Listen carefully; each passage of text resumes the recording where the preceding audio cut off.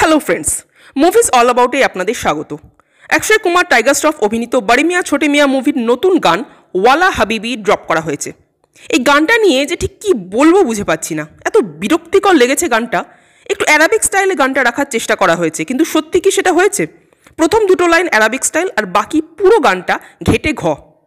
না লিরিক্স না মিউজিক, কোনো কিছুই ভালো লাগেনি। অনেক সময় দেখবেন কোনো গান রিলিজ করলে তার গানটা ভালো না লাগলেও সিনটা অর্থাৎ দৃশ্যগুলো কিন্তু ভালো লাগে, কিন্তু এই ক্ষেত্রে সেটাও হয়নি। এই মুভির প্রত্যেকটা গানের নাচের স্টেপই কিন্তু খুব সিমিলার, মানে ভালো বলার মতো এখানে কিছুই খুঁজে পাচ্ছি না।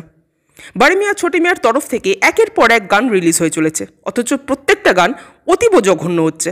মানে খারাপের লেভেলটা যেন দিন দিন প্রত্যেকটা গানে বেড়েই চলেছে। সত্যি বলতে কি, বড়ে মিয়াঁ ছোটে মিয়াঁ নিয়ে যে এক্সপেকটেশনটা ছিল সেটা কিন্তু ধীরে ধীরে কমতে শুরু করেছে এদের গানের বহর দেখে। এটা কোনো গান হলো? আমার এই গানটা জাস্ট মাথা ব্যথা বলে মনে হয়েছে।